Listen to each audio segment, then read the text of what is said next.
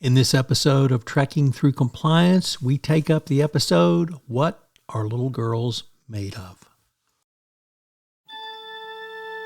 Compliance, the final frontier. Tom Fox is the voyager of Trekking Through Compliance.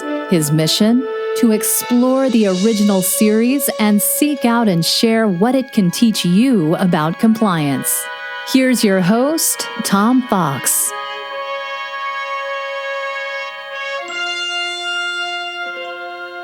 Episode 7, What Are Little Girls Made Of? Start 8, 2712.4. After the Enterprise travels to planet Exo in order to investigate the fate of Dr. Roger Corby, Nurse Chapel's former fiancé, security guards Matthews and Rayburn are both killed after beaming down with Kirk and Nurse Chapel. It turns out that Corby, known as the Pasteur of archeological medicine, has discovered the remains of an ancient culture. Using machinery he found, he creates androids Braun and Andrea with the help of Rock, a still functioning android from the ancient days of Exo III. Corby begins implementing a dastardly plan by creating an android of Kirk to be taken to Minas 5, where he will start spreading androids throughout the galaxy.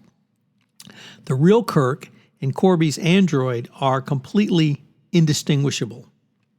The android even knows Kirk as a brother named George Samuel Kirk, called Sam by Jim Kirk only, who saw Kirk off with his wife and 3 sons. We meet one of those 3 sons on a later episode. Fortunately, Kirk had shown great presence of mind while his mental patterns were being duplicated. By concentrating on the words, quote, "Mind your own business, Mr. Spock. I'm sick of your half-breed interference. Do you hear?" End quote. He ingrained the phrase into the circuitry of the android, who dutifully repeated them when aboard the Enterprise. Hearing these words from Kirk, Spock suspected something was amiss and follows the android down to the surface to investigate. In the meantime, Corby has been forced to destroy Rock, who remembered the equation existence, survival must cancel out programming.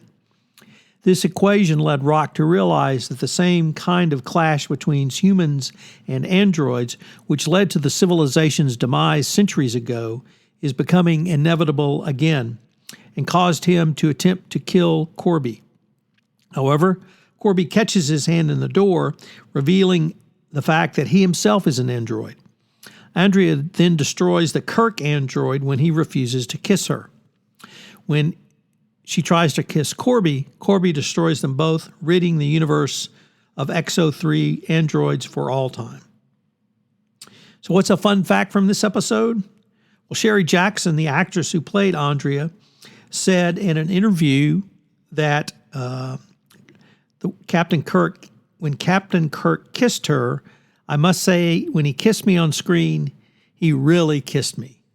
That would certainly hold true for other women that Bill Shatner kissed in a Star Trek episode, most notably Nichelle Nichols in her kiss, which was the first interracial kiss on the small screen. And I heard an interview with her, and all she said was, it was Bill Kirk after all.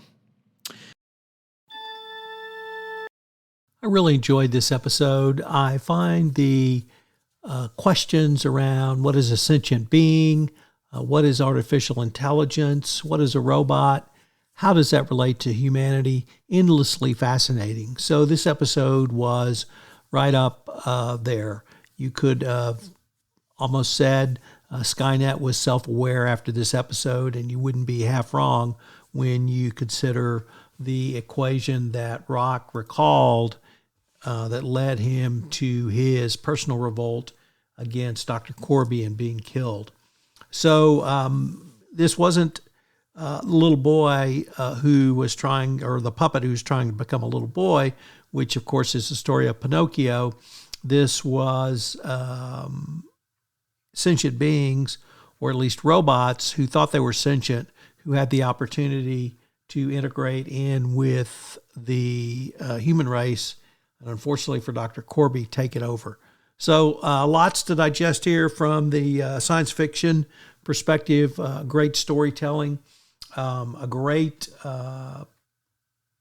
script, and great acting, particularly by Ted Lang, who played Rock as well.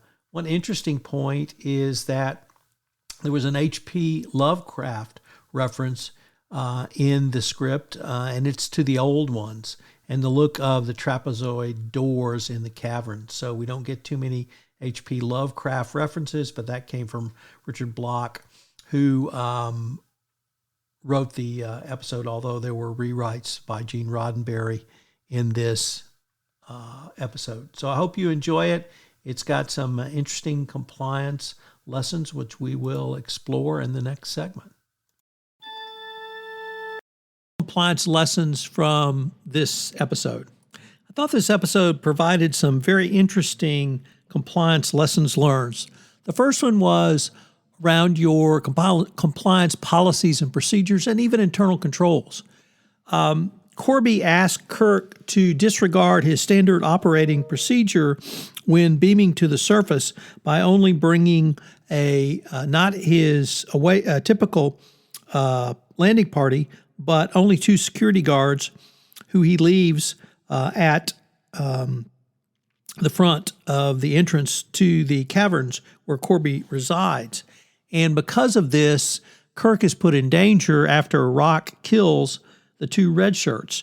So if you're going to have an exception to your security protocols, your safety protocols, or your compliance protocols, you need to have a backup plan in place, and you need to note the reason why you have done so.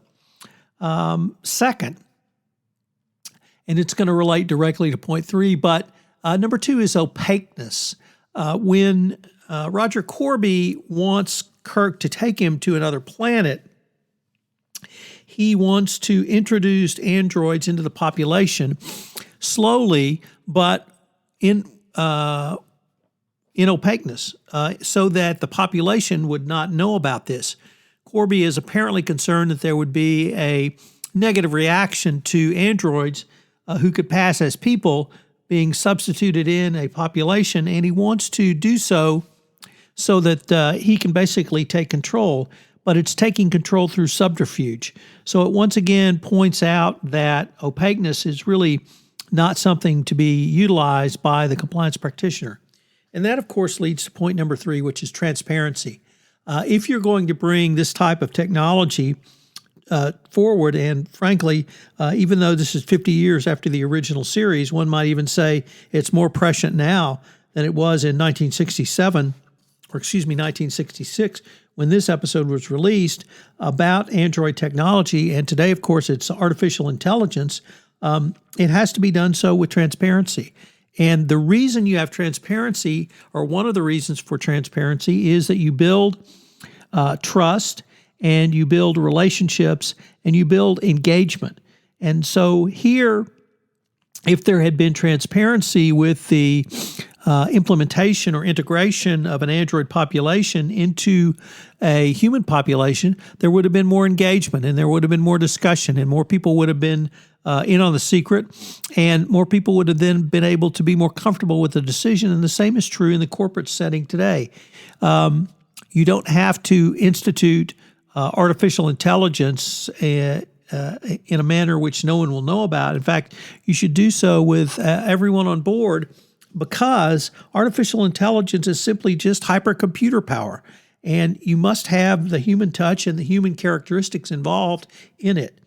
So lots of real interesting lessons from this case, or rather this episode, and I hope you'll join us tomorrow when we take up the episode Miri. If you enjoyed this episode of Trekking Through Compliance, you can help it grow by sharing it with the biggest Trek fan you know.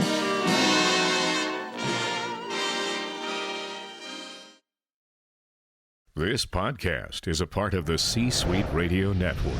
For more top business podcasts, visit c-suiteradio.com.